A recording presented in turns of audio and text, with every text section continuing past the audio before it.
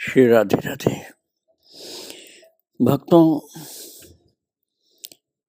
साधक, संत, भगवत भक्त प्रभु की लीला स्थलियों में विचरण करते रहते हैं और उनकी लीलाओं को स्मरण करके, प्रभु का अनुभव करके अपने भक्तिमय जीवन को धन्य बनाते हैं। आप सभी लोग काफी लंबे समय से मेरे साथ साथ श्री वृंदावन धाम में विचरण कर रहे थे। कभी हम लोग रुक्मिणी माता के चरणों में पहुंच गए, कालिंदी के पावन पुलिन पर। कभी संतोष माता के विचरणशील कुटियों के द्वार पर पहुंच गए उनके चरण रज लेने के लिए। कभी हम पहुंच गए उषा माता की भिक्षा प्राप्त करने के लिए। कभी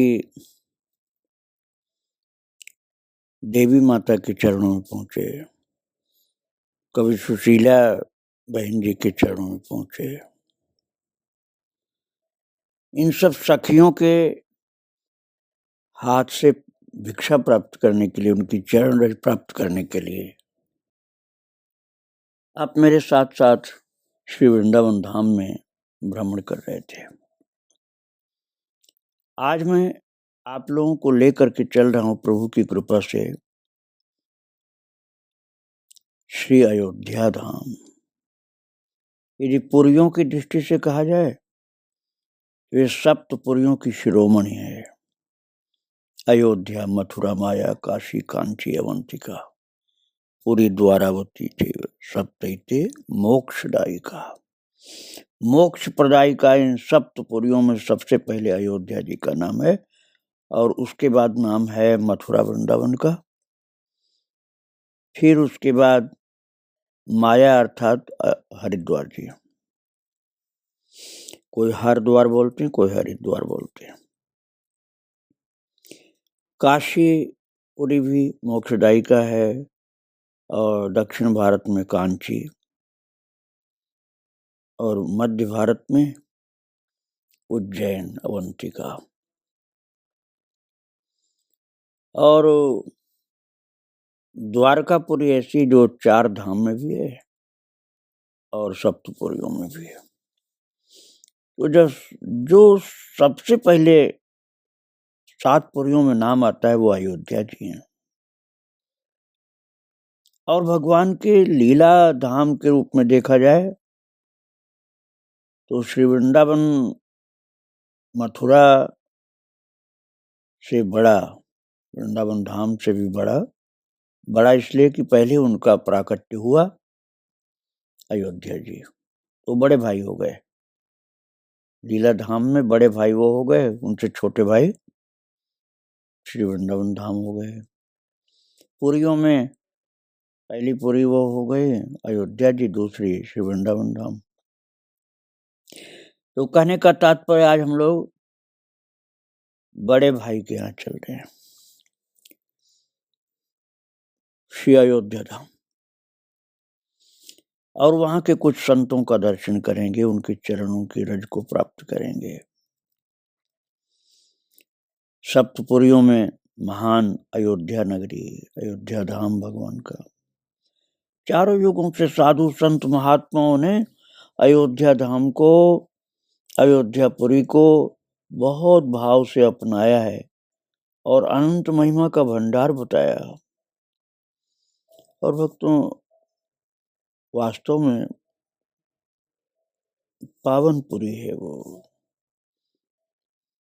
बैकुंठ के श्री विष्णु भगवान, क्षीर सागर के श्रीमन नारायण और साकेत लोक के श्री राम, आनंद कंद भगवान रामावतार लेकर के, अलग अलग कल्पों में अलग अलग प्रकार से रामावतार लेकर के अयोध्यापुरी की श्रेष्ठ मर्यादा का सुंदर भाव युग युग में दर्शाते चले रहे हैं।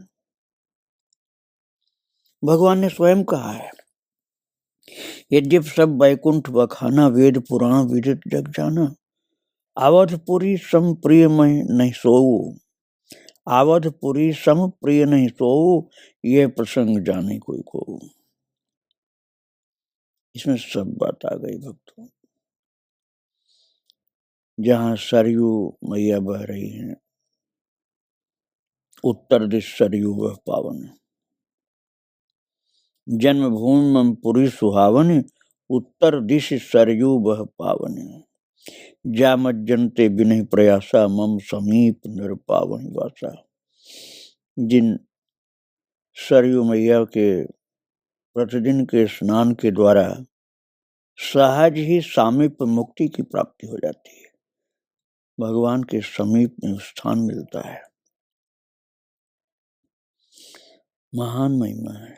सरयू मैया को वशिष्ठ तनया भी कहा गया है, और कई लोग श्री राम गंगा भी बोलते हैं।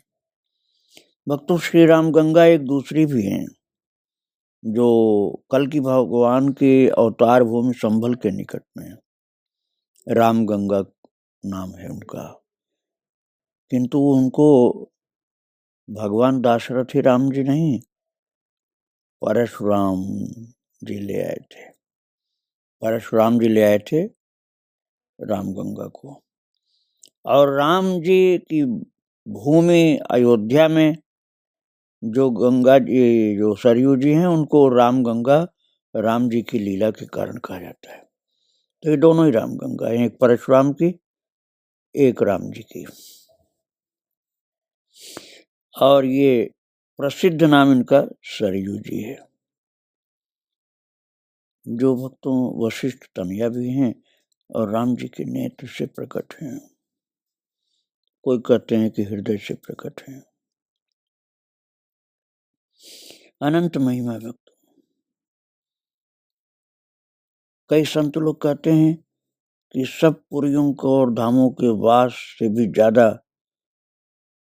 सरयू तट पर वास करने का महात्म्य है। आज भी सरयू स्नान बहुत भाव से संत लोग करते हैं। यद्यपि यमुना जी का भी जल, गंगा जी का भी जल दिव्य है, सरयू जी का जल भी दिव्य है, किंतु यदि प्राकृत दृष्टि से देखा जाए तो सर्वाधिक प्रदूषण से मुक्त सरयू मैया का जल है। महान, पवित्र, निर्मल, स्वच्छ, धवल, और खूब संतों को आनंद मिलता है सरयू में स्नान करने पर। वहां पर रहने पर राम नाम सीताराम गाते रहते हैं, और उसी पवित्र सरयू जी के जल से पोषित भगवान श्री सीताराम जी की भक्ति से भरपूर अयोध्या धाम की बहुत निष्ठा पूर्वक सेवन करते हुए, वास करते हुए, प्रभु की कृपा से भक्तिमय जीवन और लीलामय जीवन व्यतीत करते हुए एक महापुरुष हुए बाबा रघुनाथ दास जी महाराज, बड़ी छावनी वाले। इनका अति संक्षिप्त चरित्र में पहले सुना चुका हूँ, 4 वर्ष पहले।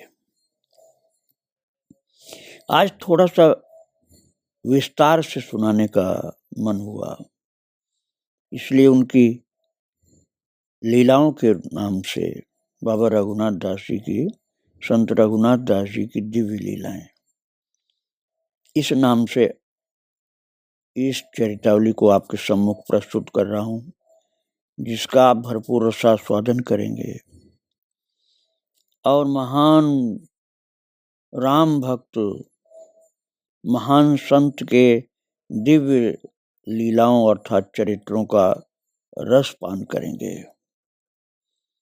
तो आज मैं लेकर आया हूं अयोध्या धाम में विराजमान बाबा रघुनाथ दास जी की मंगलमय लीलाओं को। हनुमान जी महाराज की बड़ी कृपा वहां के संतों के ऊपर है। ये बाबा रघुनाथ दास जी लखनऊ से 16 कोस की दूरी पर उत्तर दिशा में एक पैतेपुर ग्राम है, वहां जन्म लिए थे। एक कोस होता है 3 किलोमीटर का, 16 कोस का तात्पर्य हुआ 48 किलोमीटर, लखनऊ से उत्तर फतेहपुर ग्राम। और इस छोटे से गांव में विप्रवंश में श्यामदास जी नाम के एक धर्मज्ञ और महान विद्वान भक्त रहते थे। प्रभु ने उनको दुर्गुणों से बहुत बचाया था, अर्थात दुर्गुणों से मुक्त थे वे।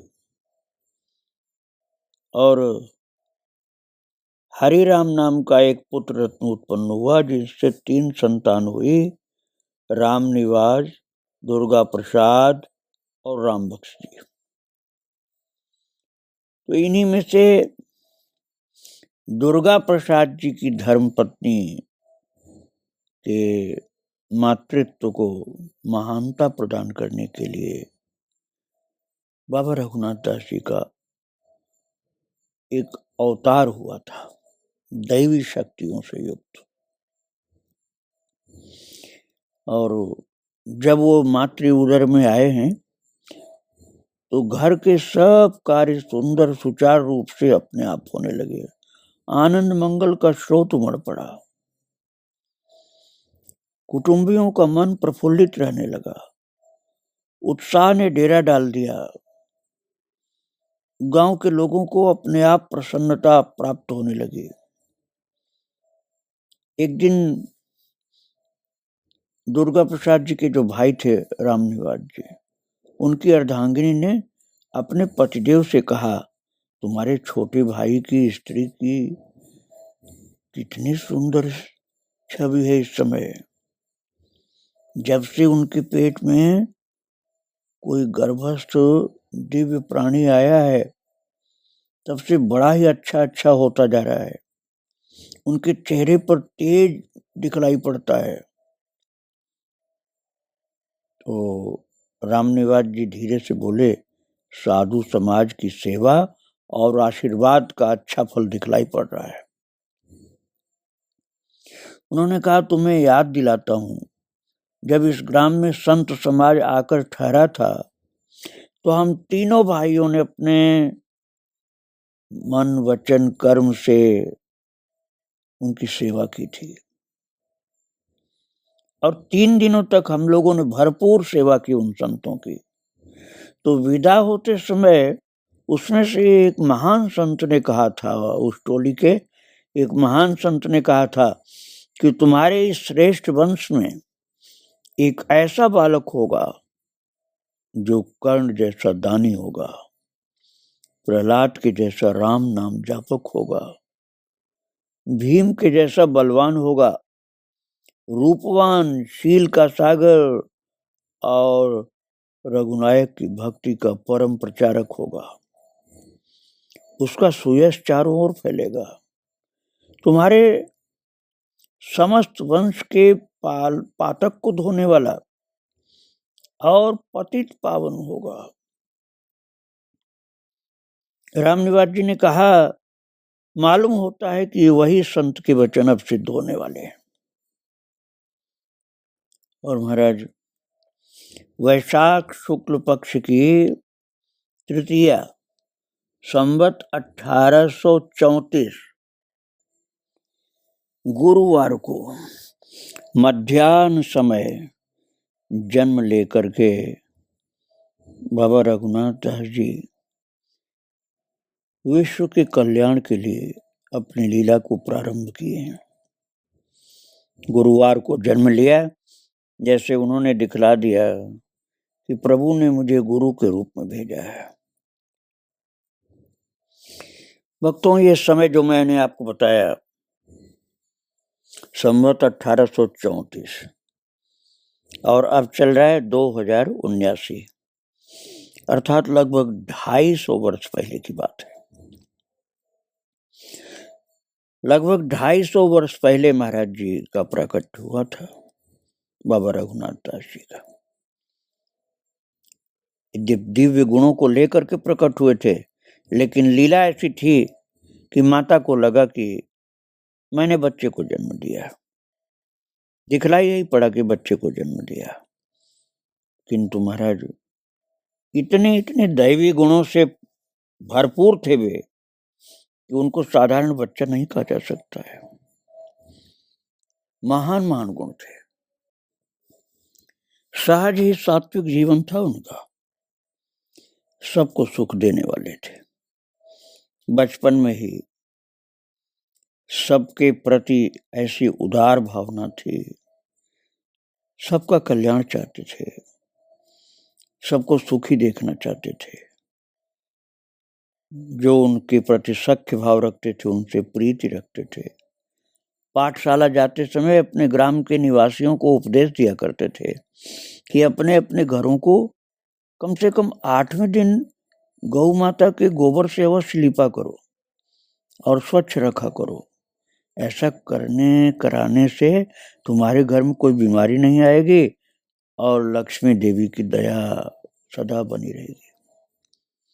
और जिन लोगों ने बालक रघुनाथ के वचन का आदर किया वे सचमुच लाभ उठाने लगे।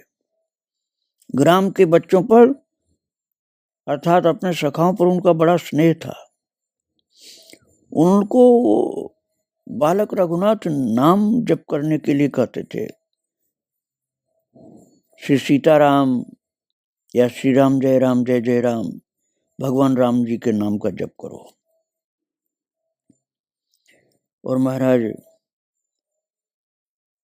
होनहार विरवान के होठ चीकने पात वाली कहावत बिल्कुल प्रकट दिखलाई पड़ रही थी। दयालुता उनके अंदर से प्रकट होती थी। बाल्यावस्था से ही कोई भी भूखा मनुष्य या दीन जन महाराज जी की निगाह में पड़ा कि तत्काल उसे अपने घर पर ला करके अपनी माता जी से कभी अन्न दिलवाते, कभी भोजन करवाते। और इस प्रकार की उनकी दयालुता देख करके ग्रामीण स्त्री पुरुष बहुत प्रसन्न होते थे। काका, पिता और भाई लोग महाराज जी की दीन सेवा देख करके कहा करते थे कि लड़का सूचित साधु और समस्त वंश का पातक धोने वाला होगा। महाराज जब कुमार अवस्था में थे रघुनाथ दास जी, तो उनका ध्यान अचानक ग्राम की कुरीतियों की ओर गया। महाराज वो ऐसा थोड़ा सा बिगड़ा हुआ समय कह लीजिए या माहौल कह लीजिए कि विधर्मियों के कुसंस्कारों का प्रभाव पड़ गया था वहां की जनता पर। इसलिए हिंदू जनता भी मुहर्रम आज मनाने लगी थी। तो अपने भगवत भक्ति को शिथिल करके ये लोग विधर्मियों के कुसंस्कार कुसंग में पड़ गए थे, जिसको देख करके बालक रघुनाथ सावधान होकर के सबका सुधार करने के लिए जुट गए। और उन्होंने बड़े भाव से, प्रेम से अपने गांव और अड़ोस पड़ोस के गांव की जनता से कहना शुरू किया कि अरे आप लोग ये क्या कर रहे हैं? अपने प्रभु श्री राम को छोड़ करके इन लोगों के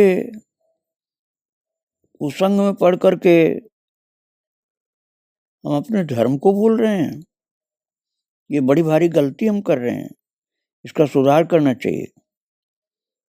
बस इतना हृदय में आते ही और बोलते ही पहले वो अपने घर में ही अपने बड़े काका जी के पास गए और बोले, काका जी सुनिए, राम जी को छोड़ करके आप दूसरे की पूजा क्यों करते हैं? अरे जो जाति हमारी गौ माता का वध करती है वो गौ मुसलमानों को भी तो पिलाती है दूध। क्या केवल हिंदुओं को ही दूध पिलाती है गौ माता? वो तो मुसलमानों को भी दूध पिलाती है, लेकिन वो उसी गौ को मार करके खा जाते हैं, उसे अच्छा समझते हैं मारना। इसलिए उनके मजहब की बात को हम क्यों माने? हम उनकी रीति रिवाज को नहीं मानेंगे। हमको अपने इष्ट देव में विश्वास रखना है। आप लोग राम जी का भजन करिए, वही कल्याण करेंगे।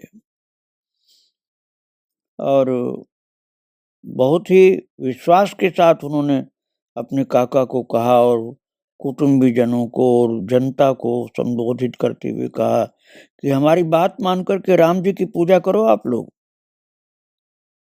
तो काका जी ने कहा कि रघुनाथ ठीक कहता है, हम भटक रहे थे, इसलिए हमको रघुनाथ की बात मान करके भगवान राम की पूजा करनी है।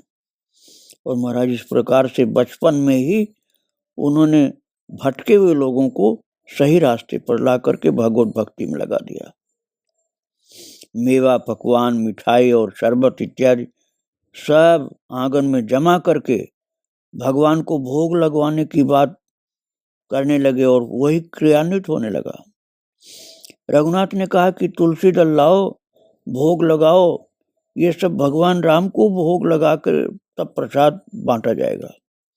कीर्तन हुआ राम नाम का, और राम नाम के कीर्तन में लोगों को इतना आनंद आया कि सब विधर्मियों के कुसंग का प्रभाव छूट गया और सब भगवान राम की भक्ति में लग गए। और इस नवीन आचरण को, जो कि था तो प्राचीन लेकिन बहुत दिन से भटक गए थे, इसलिए उनको नवीन लगा कि राम भक्ति में हम लोग लग गए। तो महाराज पहले तो कुछ लोग भयभीत थे कुसंगियों विधर्मियों से, उनका भय दूर किया महाराज जी ने, और फिर सब इस भावना पर जो गीता जी में भगवान ने कहा ना 3रे अध्याय में कर्मयोग में, स्वधर्मे निधनम श्रेय पर धर्मो भयावह, उसी का प्रचार महाराज जी ने किया, रघुनाथ दास जी ने, कि हमको अपने धर्म पर ही अपने को अर्पण कर देना है, दूसरे का धर्म हमको भय देने वाला है। और महाराज बचपन से ही इतना साहस था, इतनी पक्की निष्ठा थी कि उनकी बात को मान करके लोग राम भक्ति में लग गए और विधर्मियों के कुसंग के दुष्प्रभाव से बच गए। बहुत व्यायाम करते थे, बचपन में कुश्ती के दांव पेच अच्छी तरह जानते थे, इसलिए वही सिखाते भी थे। कहते थे शरीर स्वस्थ रखो, सुंदर रखो और भगवान की सेवा में इसको अर्पण करो। और महाराज बड़ा पवित्र जीवन था रघुनाथ दास जी का। महाराज जी के द्वारा एक कन्या का उद्धार होना था, इसलिए परिवारिक जनों के बहुत प्रेमपूर्ण आग्रह के कारण, माता पिता की रुचि देखकर, परिवारिक जनों की भावना देखकर विवाह तो उनको करना पड़ा था। किंतु उस कन्या को भी भगवत भक्ति में, राम भक्ति में लगाकर उसके मन में भी वैराग्य पैदा कर दिया, और स्वयं इतने विरागी हुए कि पहले उसको, जिस कन्या से विवाह हुआ था, उसको विरागी बना करके फिर स्वयं गंगा जी के किनारे जा करके भजन करने का निश्चय कर लिया और चुपचाप चल दिए। ग्राम से दक्षिण की ओर गंगा जी पड़ती थी, तो जब कुछ दूर निकल गए तो 2 विप्र सखाओं से भेंट हुई। उन्होंने पूछा कि आप कहाँ जा रहे हैं?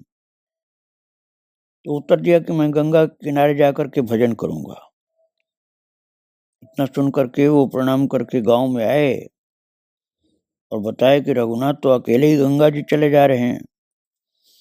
तो बहुत से लोग उनके पीछे दौड़ पड़े, लेकिन महाराज जी के तो हृदय में वैराग्य ने अड्डा जमा लिया था, इसलिए वो किसी के मोह में फंसने वाले नहीं थे। ग्रामवासियों ने बहुत पीछा किया। एक मथुरा प्रसाद नाम के श्रद्धावान भक्त थे, उन्होंने कहा नहीं, आप अकेले नहीं जाएं, हम लोग साथ में चलेंगे, हम आपके बिना नहीं रह सकते हैं। रात में एक जगह रुके महाराज जी, तो वहां सब सो गए रात को, किंतु महाराज जी नहीं सोए। और फिर वहीं हनुमान जी की कृपा होती महाराज जी के ऊपर।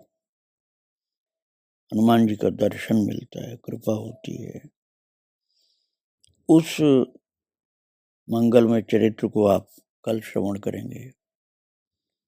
अभी महाराज जी रात में भजन कर रहे हैं और पीछे भाग करके आए हुए लोग सब सो रहे हैं।